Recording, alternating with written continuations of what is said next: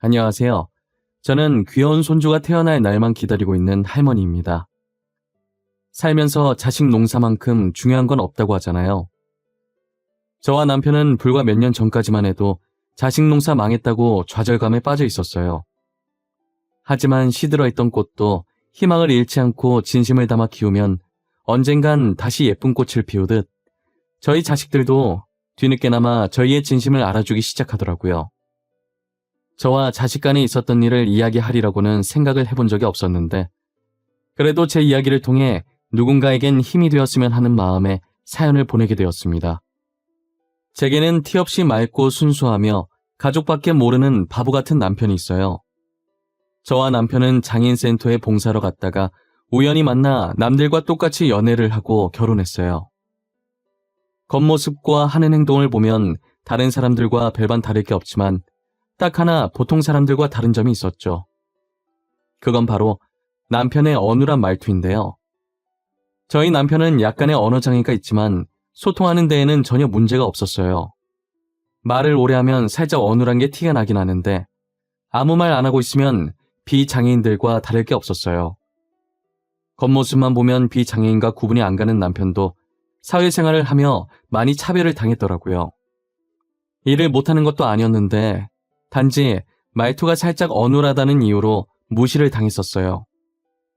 그래서 누구보다 장애인의 아픔을 잘 이해하고 봉사를 하면서 자신보다 더 몸이 불편한 장애인들을 돌봐줬어요. 저도 같이 봉사를 다니면서 남편을 통해 많은 것을 배웠죠. 몸이 조금 불편하다는 것뿐이지 장애인도 곧 같은 사람인데 감정이 없는 게 아닐 거잖아요. 저희처럼 맛있다, 이쁘다, 좋다, 슬프다 이런 감정들을 다 느낄 거 아니에요. 가끔 장애인을 바라보는 사람들의 시선이 장애인은 우리랑 달리 감정 같은 건 전혀 못 느끼는 사람으로 보는 것 같다는 생각이 종종 들었어요. 그렇지 않고서야 어떻게 그들을 비웃고 무시할 수 있겠어요? 언젠간 장애인에 대한 인식이 바뀌었으면 좋겠고 지금보다 복지도 좋아져야 한다는 생각에 저부터라도 바뀌어보자라는 마음에 봉사도 많이 하고 기부도 종종 해왔던 것 같아요. 남편은 이런 생각하고 또 실천하려고 노력하는 사람 극히 드물다고 제게 엄지척을 날려주더라고요. 칭찬받으니 괜시리 기분이 좋고 더 열심히 하고 싶은 생각이 들었어요. 남편과 저는 봉사하면서 이야기도 많이 나누고 또 따로 만나면서 장애인들을 위해 우리가 할 수 있는 것들이 뭐가 있나 알아보면서 자연스럽게 친해지게 되었어요. 저는 남편과 그렇게 오래 말하면서 불편하다는 생각이 하나도 안 들었어요. 말투가 남들과 달리 아주 살짝 어눌하긴 하지만 의사소통이 안 되는 것도 아니고 남편이 제게 하고자 하는 말 다 할 수 있고 제가 남편에게 하는 말도 다 알아듣고 이해하니까요. 그리고 약자를 배려하고 아이들을 좋아하고 맑고 순수한 마음이 너무 예뻐 보였어요. 장애인이든 비장애인이든 상관없이 오로지 순수한 마음 하나만으로 제 마음을 빼앗아 갔어요. 제가 결혼하고 싶은 사람이 생겼다고 부모님께 남편을 소개했을 때 솔직히 반대하실 줄 알았어요. 저희 부모님들이 가부장적인 성격이라 꽉 막혀 계신 분들이라고 생각했거든요. 그런데 남편을 보자마자 그동안 얼마나 고생을 많이 했겠냐고 안아주시는 거예요. 저를 워낙 엄하게 키우셔서 부모님께 그런 면이 있었는지 살면서 처음 알게 되었어요. 부모님은 못난 딸 잘 부탁한다며 안고 있던 남편을 쳐다봤는데 남편이 울고 있는 거예요. 이렇게 쉽게 울어서 딸을 믿고 맡길 수 있겠냐며 웃으시니까 남편은 바로 옷소매로 눈물을 훔치더니 눈물 참으려고 눈을 부릅뜨더라고요. 그 모습에 저와 부모님이 얼마나 웃었는지 몰라요. 그렇게 예상보다 쉽게 결혼 허락을 받았고 상견례 후 결혼 날짜를 잡았어요. 역시 청첩장을 받은 친구들의 반응은 왜 그런 남자를 만나냐는 반응뿐이더라고요. 소문으로 들은 친구들한테도 같은 내용의 문자가 날라왔었어요. 저는 그런 문자들을 받을 때마다 대답할 가치를 못 느껴서 답을 안 했죠. 그래도 제 결혼을 진심으로 응원해주는 친구들도 많았어요. 대단하다면서 자기들은 감히 그런 엄도 안 났을 것 같은데 저 보고 많이 배운다고 하면서요.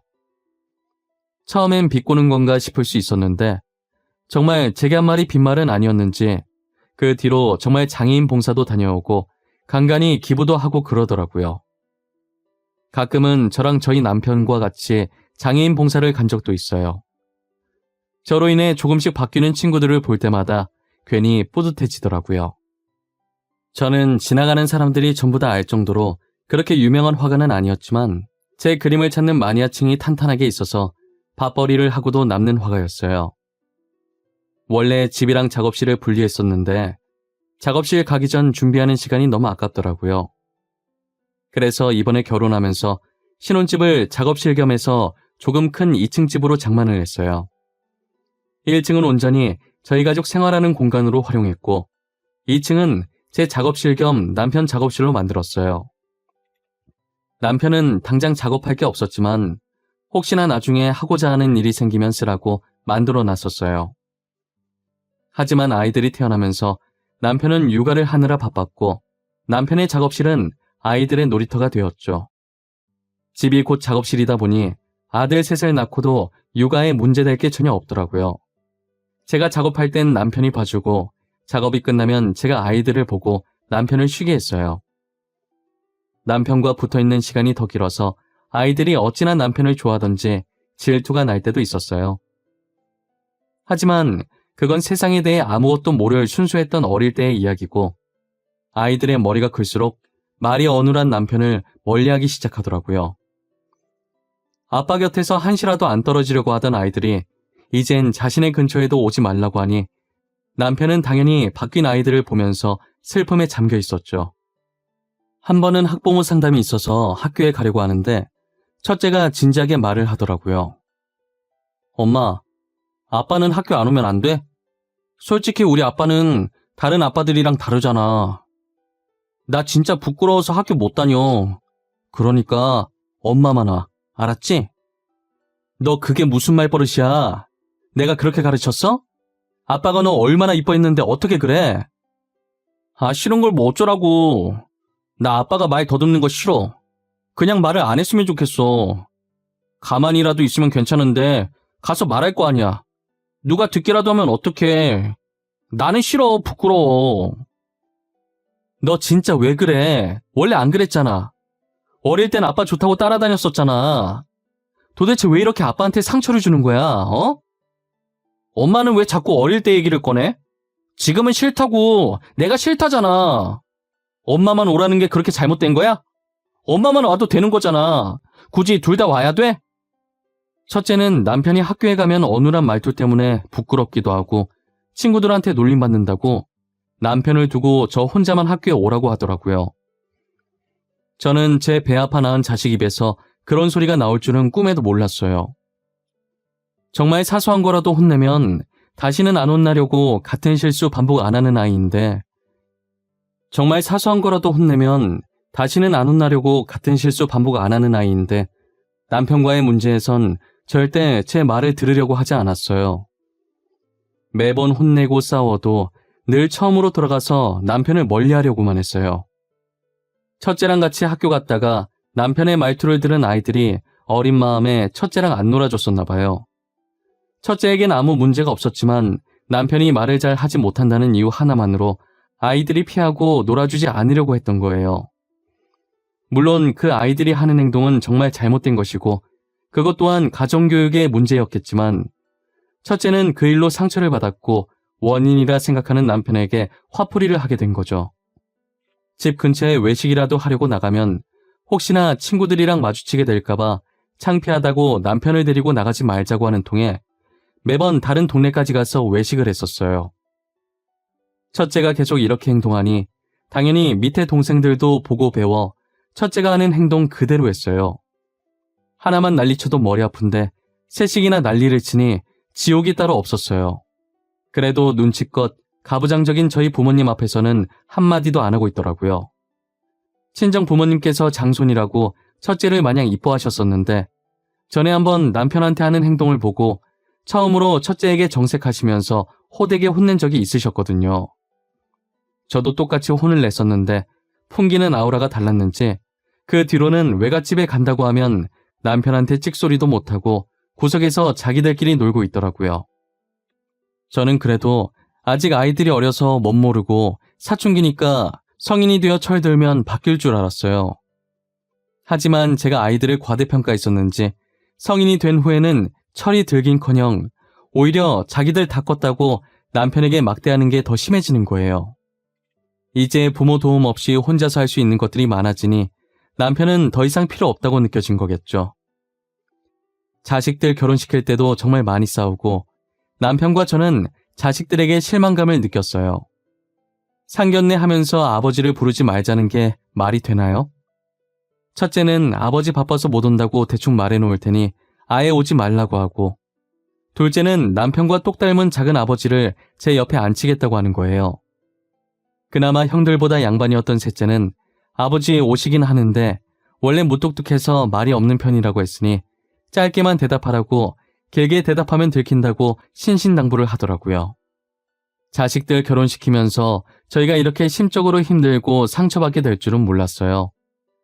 그 상황에도 남편은 허허하면서 바보같이 자식들이 하자는 대로 해주자고 하는 거예요. 괜히 자신이 고집부려서 상견례 갔다가 결혼 못하게 되면 그 원망 누가 다 듣겠냐고 하면서요.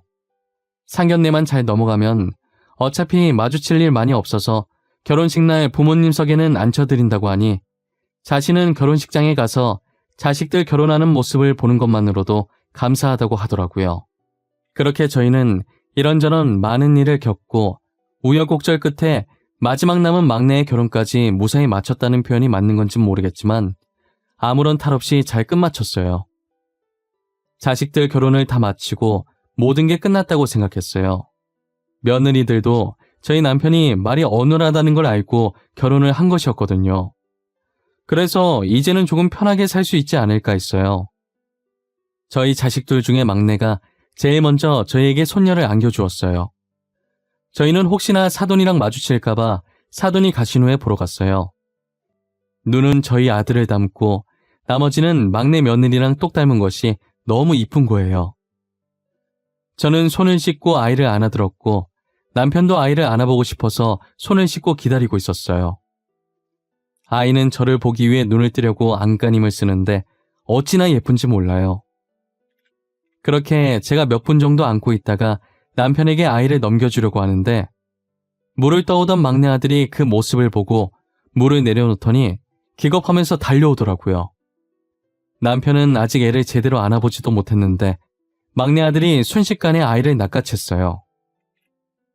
아, 아버지, 그렇게 애를 막 안으시면 어떡해요.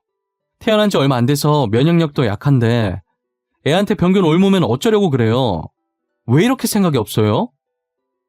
미안하다. 근데 나 손 씻었어.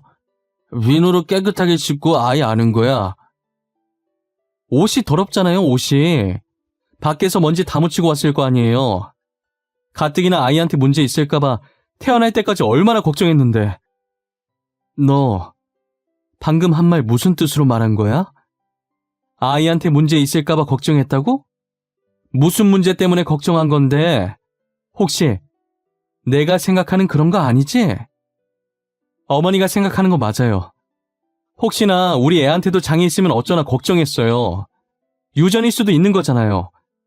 저희는 운 좋게 아니었지만 저희 딸은 그럴 수도 있잖아요. 오빠, 부모님한테 말을 왜 그렇게 해? 내가 저번에도 그렇게 얘기하지 말라고 그랬지. 왜 계속 아버님을 못살게 굴어, 어? 아이 일이네. 오빠도 아이 만지지 마. 내가 낳은 아이야. 막내 아들이 하는 얘기를 들으면서 얼굴이 점점 붉어지던 막내 며느리는 결국 못 참고 한 소리를 한 뒤 막내 아들에게 안겨있던 아이를 뺏어 들었어요. 남편에게 사과하기 전까진 아이 못 만지게 할 거라고 하니 어쩔 수 없이 사과를 하더라고요. 진심이라는 건 눈꽃만큼도 찾아볼 수 없는 사과였지만요. 그래도 저희는 막내 며느리 덕분에 손녀를 마음껏 볼 수 있었어요. 막내 며느리가 매일같이 저희 집에 놀러와 저희에게 손녀를 보여주었거든요. 그러다 한 번은 막내 며느리가 짐을 싸서 저희 집으로 온 거예요. 아니, 아가, 이게 무슨 짐들이야? 너 혹시 지혁이랑 싸운 거야? 그래서 짐 나온 거니? 그래? 내 말이 맞아? 저 당분간만 어머님, 아버님이랑 지내도 될까요? 저 오빠 버릇 고칠 때까지 집에 안 들어가려고요. 아이도 오빠한테 맡기고 왔어요. 도대체 무슨 일인데 그래? 아이까지 두고 올 정도로 심하게 싸운 거야? 무슨 일로 싸웠는지 나한테 말해봐. 들어보고 내가 도울 수 있는 일이면 도와줄게. 오빠가 아이 데리고 여기 오는 거 싫어하는 거예요. 저는 같이 아이 봐주셔서 좋은데. 그래서 화나서 당분간 나가 있겠다고 혼자서 애 잘 키워보라고 하고 나와버렸어요. 그래서 그렇게 짐 바리바리 싸들고 여기로 찾아온 거야? 혹시 매일 와서 그런 건가? 그럼 일주일에 한 번 오겠다고 말 잘해오지 그랬어. 그게 사실 아버님이랑 아이랑 같이 있는 걸 안 좋아해서요. 자꾸 이상한 소리 하면서 아버님이 아이 못 만지게 하라고 하잖아요. 그래서 짜증나서 싸웠어요. 막내 아들은 막내 며느리가 아이를 데리고 저희 집에 가는 것에 불만을 품었어요. 정확히는 저희 남편이 아이를 만질까봐 난리 법석이었던 거죠. 마치 남편을 손만 닿아도 병에 걸리는 전염병 환자 취급을 하고 있더라고요. 도대체 나이를 얼마나 더 먹어야 정신을 차릴까 싶었어요. 막내 며느리는 그동안 아이 보느라 지쳤었는데 휴가라고 생각하고 여기서 쉬겠다고 하더라고요. 저는 아무 생각하지 말고 편하게 있고 싶은 만큼 있다가 가라고 했어요. 집에 며느리가 있는 거랑 없는 게 차이가 꽤 크더라고요. 어찌나 친딸처럼 살갑게 저희를 대하던지 이래서 딸을 낳아야 하는구나 싶었다니까요. 아무래도 며느리가 제 친딸은 아니니 어느 정도 벽이 있기 마련인데 막내 며느리는 전혀 없었어요. 혼자 장 보러 가려는데 괜찮다고 해도 계속 같이 가겠다며 옆에 붙어서 쫑알쫑알 말동무도 해주고 짐 많으니까 자기가 더 무거운 짐 들겠다고 제가 계산하고 있을 때 먼저 짐 들고 저만치 가 있더라고요. 막내 며느리 하나 집에 들어왔을 뿐인데 남편과 둘이 살 때와는 완전 다른 분위기였어요. 막내 며느리는 부모님께서 조부모님을 모시고 살고 계셔서 어릴 때 조부모님과 함께 지냈다고 하더라고요. 어릴 때 할머니, 할아버지와 함께 살아서 그런가 어른 공경할 줄 알고 기본이 되어 있는 아이였어요. 막내 며느리 얘기를 듣는데 우리 아들들도 친정 부모님께 맡겼다면 막내 며느리처럼 남편도 잘 챙겨주고 올바르게 잘 자라주지 않았을까 하는 생각이 잠깐 들었어요. 막내 며느리랑 같이 지내면서 저와 남편을 친부모님처럼 챙기는 모습에 저런 아이가 제 친딸이었으면 얼마나 좋았겠나 싶었던 적이 한두 번이 아니었죠. 그런데 무슨 바람이 불었는지 막내 아들도 짐을 싸서 저희 집으로 들어오겠다고 하더라고요. 조만간 자기 집에 있던 가구들도 올 건데 여기 있는 거 오래된 거라 버리고 자기 집에서 쓰던 것들 얼마 안 된 것들이니 그걸로 갈아치우자고 하면서요. 달라진 막내 아들을 보고 며느리는 웃고 있었고 남편과 저는 당황해하고 있었어요. 너 갑자기 뭐야? 며느리 데리러 온 게 아니라 우리랑 여기에 같이 살겠다고? 너가? 우리랑? 왜? 언제는 네 딸 만지는 것도 싫어하더니? 그동안 죄송했어요. 집사람이 그러고 간 뒤로 많이 생각했어요. 그동안 제가 두 분께 상처만 준 것 같더라고요. 정말 반성 많이 했어요. 어머님, 저희 여기서 살아도 되죠? 오빠도 살고 싶다잖아요. 저는 어머님이랑 아버님이랑 같이 사는 거 너무너무 좋아요. 나와 네 아버지는 상관없는데 너네가 불편하지 않겠니? 둘이 화해한 것 같은데 그냥 둘이서 재미나게 살지 그래. 우리는 괜찮아. 에이, 뭐가 불편해요. 저희는 하나도 안 불편해요. 오빠도 결혼 전까진 여기서 살았는데 불편할 게 뭐 있겠어요.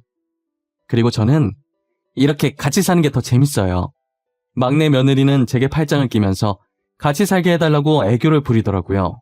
저야 같이 살면 시끌벅적한 게 사람 사는 집 같고 좋지만 아이들이 불편할까 걱정이었어요. 아이들은 불편할 것 하나 없다고 같이 살겠다고 하길래 못 이기는 척 그러라고 했죠. 도대체 막내 며느리가 어떻게 꼬드긴 건지 모르겠지만 막내 아들이 많이 달라졌더라고요. 아직은 어색하지만 먼저 남편에게 다가가서 과일 건네고 목욕탕도 같이 가는 거예요. 달라진 아들의 모습에 놀라서 막내 며느리를 쳐다보면 아무 말 없이 웃으면서 어깨를 으쓱 하더라고요. 제가 다른 건 몰라도 며느리 하나는 정말 잘 뒀다는 생각을 했어요. 다른 아들들과 며느리들은 명절이나 특별한 일 아니면 연락도 안 하는데 막내 며느리는 스스로 시댁살이를 자처하니 어찌 안 이뻐할 수 있겠어요. 그렇게 막내 아들 내외랑 지내다 명절이 다가와 삼형제의 내외가 모이게 되었어요. 첫째와 둘째는 달라진 막내 아들을 보고 비아냥거리기 바쁘더라고요.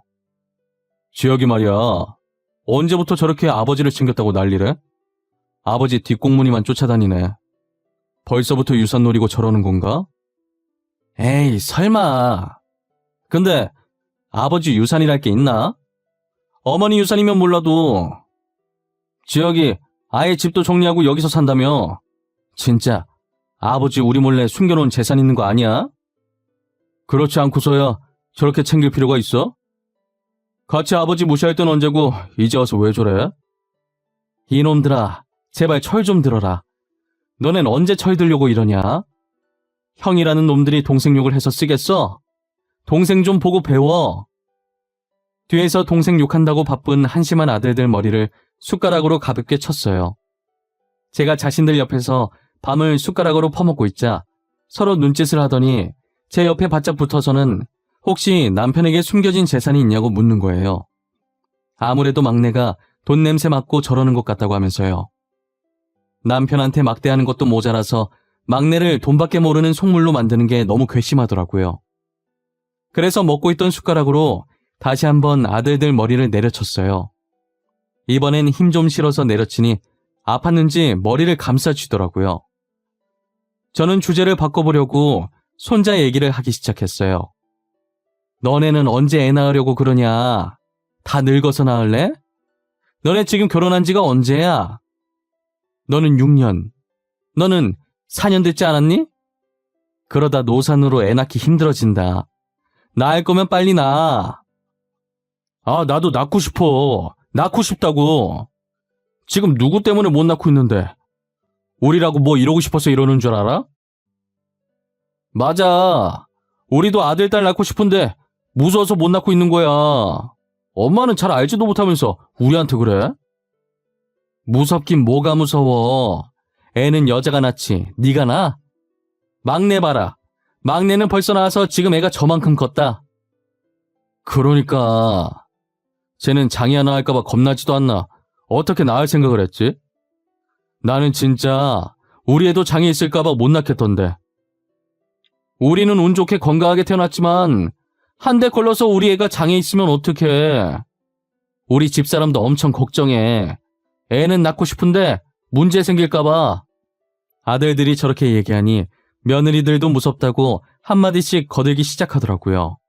저는 와중에 남편이 제 심부름으로 잠시 밖에 나가 있어서 이 자리에 없다는 게 다행이라는 생각이 들었어요. 만약 같은 공간에 있어서 이 말을 들었다면 얼마나 상처를 받았겠어요.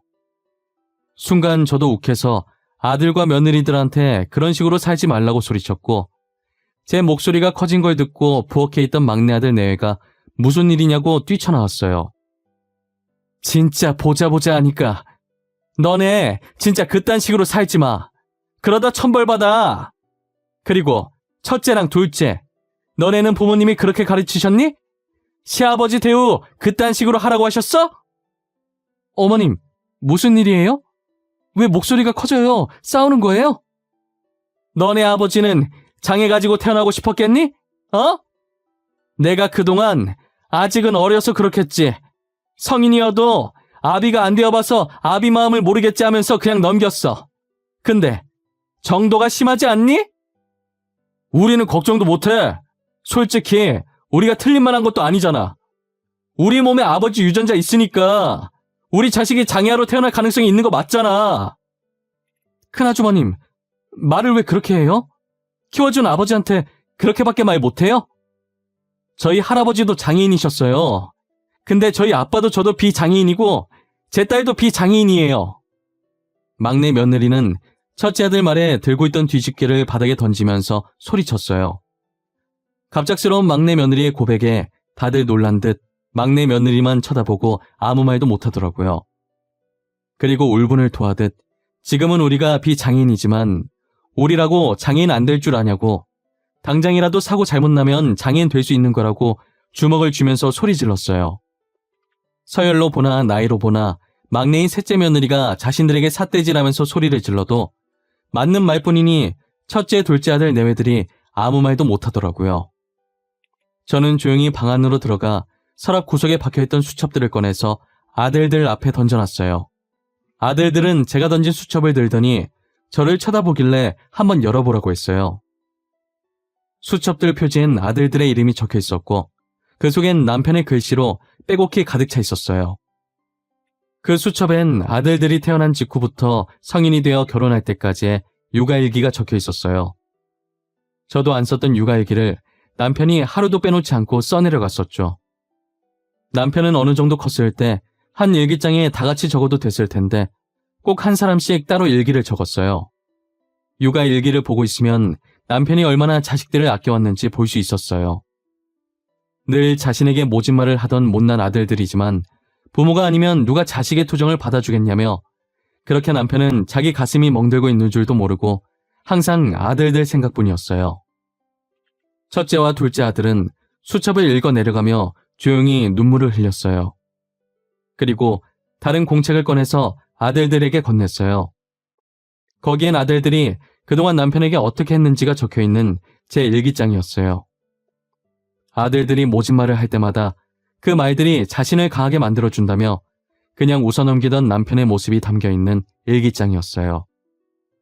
그동안 자신들이 뭐라고 말했는지, 남편에게 어떤 상처를 줬는지 적혀있는 제 일기장을 보고 조용히 눈물만 흘리던 아들들은 제 일기장을 보며 오열하기 시작하더라고요. 아들들이 모진말을 뱉는 와중에도 아이들이 자신을 너무 사랑해서 그런 거라고, 더 강해져서 이 세상을 버티라는 뜻이라며 위안하는 남편의 모습에 오열을 하는 거예요. 뒤늦게 들어온 남편은 아들들이 오열하고 있자 놀라서 달려오더라고요. 왜 우냐면서 무슨 일이냐고 제게 묻다가 바닥에 널브러진 수첩들을 쳐다봤어요. 아니, 애들 왜 울고 있어? 무슨 일 있었어? 이 수첩, 내 수첩 아니야? 이게 왜 여기 나와 있어? 아버지, 죄송해요. 그동안 정말 죄송했어요. 철없던 저희를 용서해 주세요. 저희는 아버지 마음도 모르고 정말 죄송해요. 저희는 지금까지 가슴에 대못 박는 말만 했는데 아버지는 한 번도 저희 원망 안 하시고 정말 죄송해요. 아버지, 저희가 잘못했어요. 용서해 주세요. 용서할 게 뭐 있어? 내 자식들인데. 나는 너희들 미워했던 적 단 한 번도 없었어. 그러니까 너네는 용서 구할 일 없었던 거야. 나한테 죄송할 필요 없어. 너네 덕분에 나도 많이 성장했어. 고마워. 오히려 자신을 성장시켜줘서 고맙다는 남편의 말에 아들들은 대성통곡을 했어요. 남편은 미소 짓더니 괜찮다고, 울고 싶을 땐 울라고 하면서 우는 아들들을 안아주었어요.